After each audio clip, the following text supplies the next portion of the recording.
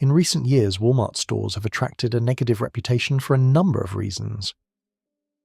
Walmart's business model has been a constant source of criticism due to many of their cheap, yet low-quality products being produced in China and other third-world countries.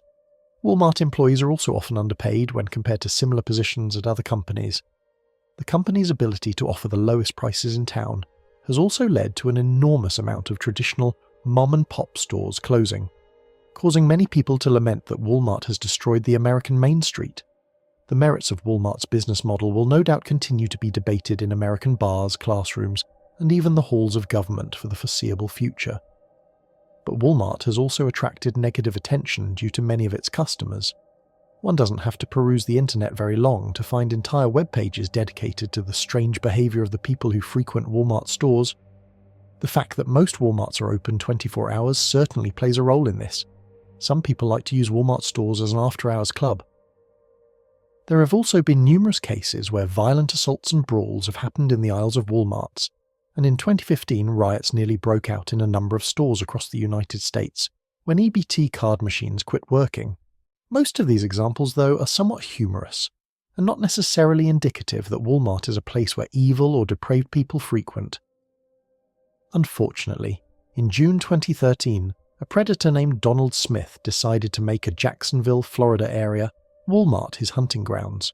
Smith presented himself as a kind and helpful person to a woman named Cherish Perrywinkle, and then abducted, raped, and murdered her 8-year-old daughter.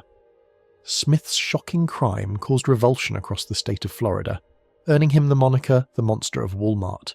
In June 2013, Donald Smith was a 55-year-old ex-con with a mile-long rap sheet behind him and no real future. He had long since backstabbed and double-crossed most of his family and friends, and was only 3 weeks out of prison. Smith was the definition of a career criminal and a predator, having spent most of his adult life in prisons and jails. His rap sheet included arrests and convictions for everything from theft to aggravated assault, and a plethora of sexual assaults. He had been on Florida's sex offender registry since 1993, which made him one of the earliest and longest-serving people on the list in 2013. To those who knew Smith, it seemed as though his only purpose in life was to victimize and prey on others. It wasn't that he was necessarily a good criminal. As stated above, he spent most of his life in prison, but he was compelled to commit crime after crime. For single mother Cherish Perrywinkle, things could get pretty difficult from time to time.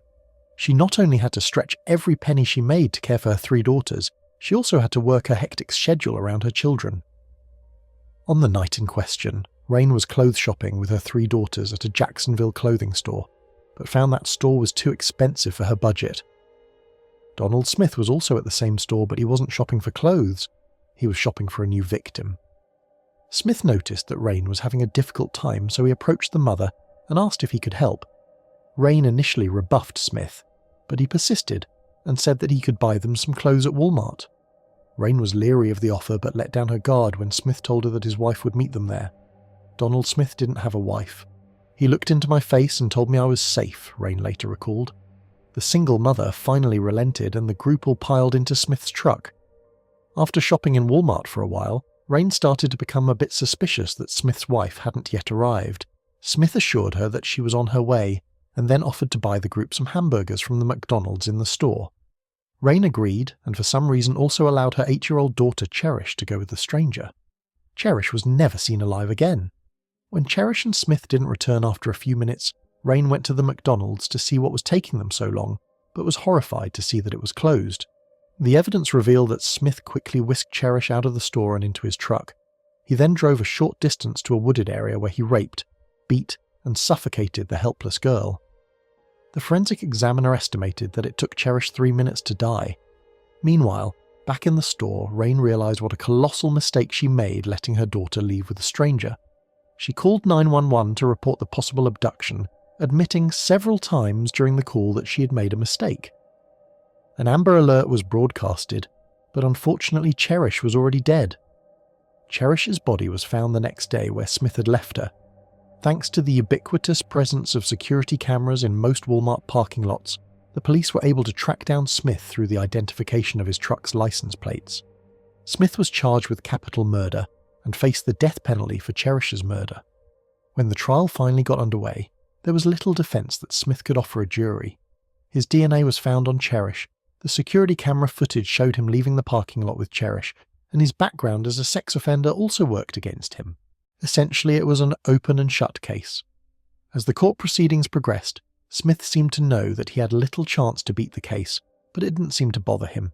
He appeared more interested in smiling for the cameras than saving his own life. In their closing arguments, the prosecution appealed to the jury's raw emotion in order to send Smith to death row. "From the grave, she's crying out to you. Donald Smith raped me. Donald Smith strangled me until every last breath left my body," prosecutor Mark Calliel said. "In the final moments of her life, this defendant took from that little girl everything that was innocent and pure, and then he took her life. Now it's time to hold him accountable for what he did."